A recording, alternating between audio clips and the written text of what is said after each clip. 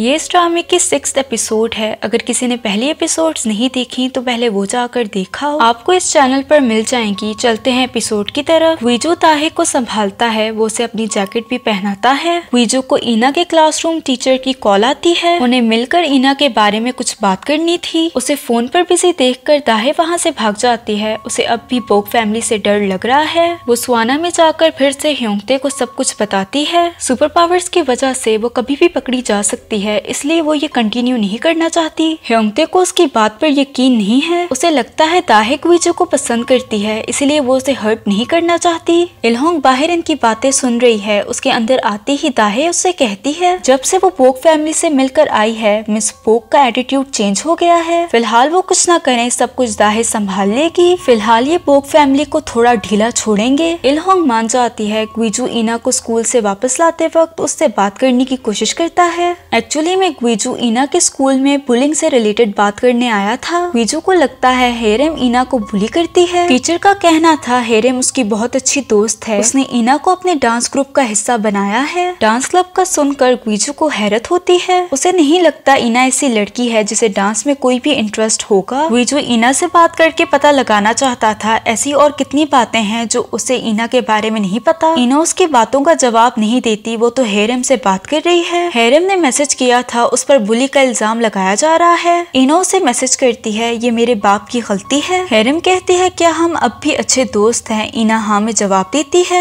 इसी दौरान वीजू ईना से बात करने की कोशिश कर रहा था। ईना वीजू पर गुस्सा करती है। आप पहले ही मेरी स्कूल लाइफ खराब कर चुके हैं। आपसे बात करने से बेहतर है मैं दाहे से बात करूं। दाहे का नाम सुनते ही वो उससे मिलने पैलेस सोना पहुंचता है। इल्होंग काम करने में बिजी थी। वीजू उसकी मदद करने की कोशिश करता है। इल्होंग उसे ये कहते हुए इग्नोर करती है तुम लोगों ने मेरी बेटी पर चोरी का इल्जाम लगाया। वो उसे दाहे से नहीं मिलने देती। वीजू अब भी उनकी मदद करता है। मदद करने के बजाय वो उनका काम और बढ़ा रहा है। वीजू दाहे से बिना मिले वहाँ से जाने वाला था। ह्योंगते उसे रोकता है। वीजू को लगा वो उससे लड़ना चाहता है, लेकिन वो तो दाहे से उसे मिलवाने लाया है। दोनों बात करते हैं। वीजू उससे कहता है वो ईना से बात करे। दाहे कहती है बेटी तुम्हारी है, तुम उससे बात करो। वो साफ साफ मना करती है। वो अब उनके घर में नहीं आ सकती। वो उनकी सुपर पावर्स बर्दाश्त नहीं कर सकती। वीजू से मनाने की कोशिश करता है। वो कहता है मैं तुम्हें जरूर बचाऊंगा। जबकि दाहे को लगता है उससे कुछ गलत फहमी हुई है, वो उसे नहीं बचाने वाला। इस मुलाकात के बाद वीजू सुबह सुबह एक्सरसाइज करता है। वो अपना कमरा अच्छे से साफ करता है। उसे देखकर मिस्टर बोक खुश होते हैं। वीजू ईना के लिए सुबह नाश्ता बनाता है। जला हुआ ही सही, लेकिन बनाता है। वीजू अपनी तरफ से सारी चीजें ठीक करने की कोशिश कर रहा है। किचन में उसे दाहे का चूल्हा बंद करने का टूल मिलता है। वो इसे दाहे को वापस करने जाता है। ये तो बहाना है, असल में वो दाहे से मिलना चाहता है। दाहे उसे कम्प्लीटली इग्नोर करती है। इसके बाद वीजू सबको मक्खन लगाने का काम शुरू करता है। इल्होंग के हाथ में दर्द था, वो उसे पेन रिलीफ बैंडेजेस देता है। दाहे उसे जाने का बोलती है। वो उसका पीछा छोड़ने के लिए तैयार नहीं है। वीजू वहाँ पोछा लगाते हुए सबको टॉवल्स देता है। दाहे उसे तंग आकर बोलती है मुझे तुम्हें यहाँ से बाहर निकालने के लिए क्या करना होगा। वीजू तो बस उसे अपने साथ अपने घर ले जाना चाहता है, क्योंकि सिर्फ वही उसका इंतजार नहीं कर रहा। नेक्स्ट सीन में स्कूल के बाद दाहे ईना से मिलने आती है। ये दोनों अकेले में बात करती हैं। ईना को लगता है दाहे ने सबको इसकी सुपर पावर्स के बारे में बता दिया होगा। दाहे उसके सवाल का जवाब नहीं देती। वो दिमाग में सोच रही थी। उसे लग रहा था ईना उसका दिमाग पढ़ लेगी। ईना कहती है ग्लासेस पहने हुए मैं किसी का दिमाग नहीं पढ़ सकती। दाहे सच बोलती है, उसने वीजू को कुछ नहीं बताया। ईना अपने ग्लासेस नीचे करके उसका दिमाग रीड करने की कोशिश करती है। दाहे उसे यकीन दिलाती है वो सच कह रही है। आखिर वो कब तक अपनी सुपर पावर को छुपाएगी। फिलहाल ईना चाहती है कि ये बात इन दोनों के बीच में सीक्रेट हो। वो ये भी चाहती है कि दाहे घर वापस आ जाए। दाहे उससे हेरेम के बारे में पूछती है। ईना कहती है मैंने खुद उसे वॉच गिफ्ट की, इसमें उसकी कोई गलती नहीं है। दाहे गाड़ी में बैठती है। वीजू उसका इंतजार कर रहा था। वीजू ईना को लेकर टेंशन में था, कहीं वो बुली तो नहीं हो रही। दाहे उसे बताती है ईना बुली नहीं हो रही, इसीलिए वो टेंशन ना ले। वीजू उसे फिर से अपने साथ घर चलने का बोलता है। वो उसे साफ साफ मना करती है। दाहे ने आखिरी दफा उसकी मदद की है। फर्दर वो कहती है ईना को मुझसे ज्यादा अपने बाप की जरूरत है। दाहे के जाने से पहले वो उसे यकीन दिलाता है पास में जाकर वो उसे जरूर बचाएगा। सुबह वीजू तैयार होकर फिर से जॉगिंग करने निकलता है। उसे एक्टिव देखकर वो खुशी से मिस बोक को इस सब के बारे में बताते हैं। दाहे की सच्चाई पता लगने के बाद मिस बोक का मूड काफी खराब हो गया है।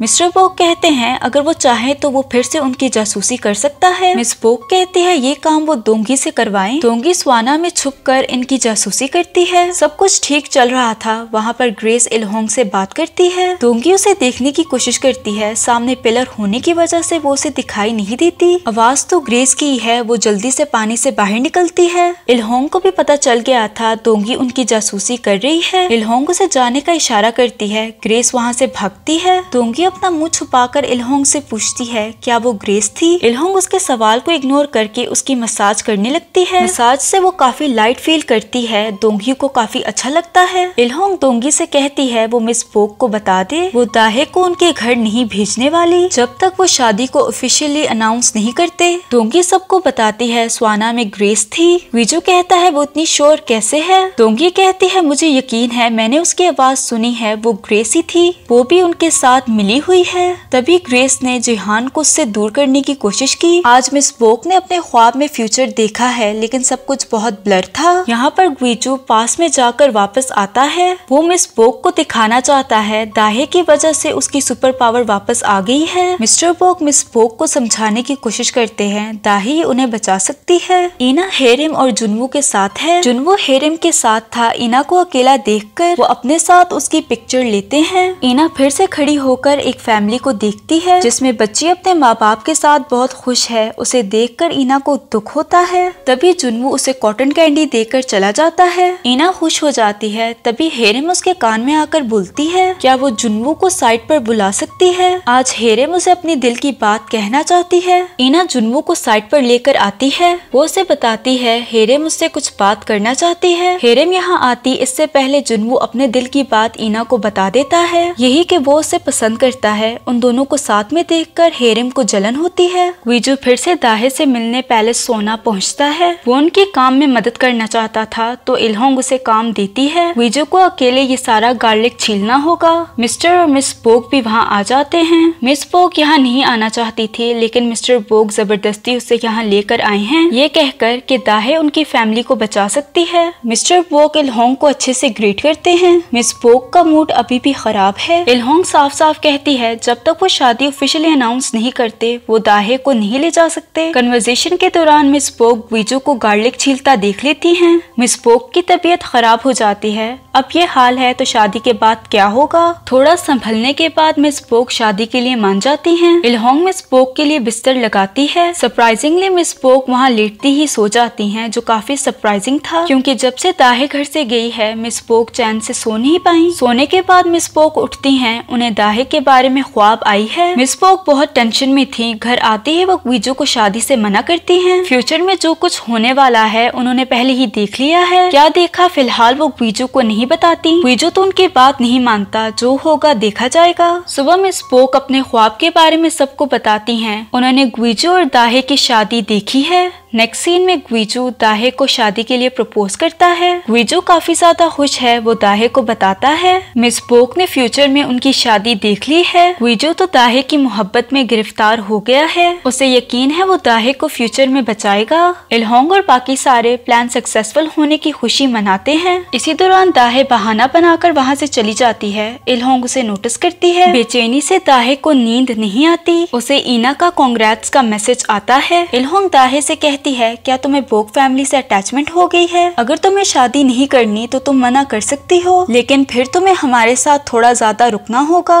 दाहे जवाब नहीं देती। नेक्स्ट सीन में हमें शादी की तैयारियां दिखाई जाती हैं। आज वीजू और दाहे की शादी है। शादी की तैयारी के दौरान दाहे अपने बैग से पोटली निकालती है। मिस्टर बोक के आते ही वो जल्दी से उस पोटली को अपने बैग में छुपाती है। दूसरी तरफ हेरिम ईना को उसके गिफ्ट्स वापस करती है। उसे देखकर लग रहा है जैसे उसने दोस्ती तोड़ ली है। घर में मिस बोक अभी भी टेंशन में है। शादी में जरूर कुछ होने वाला है। उन्हें कमरे से आवाज आती है। वो देखती हैं ईना उनकी घड़ी वापस रख रही है। मिस बोक को भी पता चल गया घड़ी किसने चुराई है। जिम में दोंगी ग्रेस को बताती है वो आज अपने भाई की शादी खराब करेगी। वो दाहे के कमरे से वो ड्रग्स ढूंढेगी जो वो मिस बोक को देती रही है। दोंगी फटाफट घर आती है। शादी अभी स्टार्ट नहीं हुई। वो चुपके से दाहे के कमरे में तलाशी लेना शुरू करती है। इसका पीछा करके ग्रेस भी शादी में पहुंच जाती है। ये ग्विजू को कांग्रेट्स करने के बहाने यहाँ आई है। चालाकी से वो दोंगी को रोकने जाती है। ग्विजू दाहे का इंतजार करता है। फाइनली दाहे अपनी वेडिंग ड्रेस में आती है। ग्विजू को देखकर उसे मिस्टर बोक की बातें याद आती हैं। वेडिंग ड्रेस पहनने से पहले मिस्टर बोक ने उसे बताया कैसे ग्विजू ने अपने पास्ट में सफर किया है। वो अपनी सारी उम्मीदें खो बैठा, जिसकी वजह से उसकी पावर चली गई। दाहे की वजह से उसकी उम्मीद वापस आई है, लेकिन इस बार अगर उसकी उम्मीद टूट गई तो शायद वो दोबारा रिकवर ना कर पाए। दाहे अपनी सोचों से बाहर आकर ग्विजू का हाथ पकड़ती है। काफी ढूंढने के बाद दोंगी को उसके बैग से पोटली मिलती है।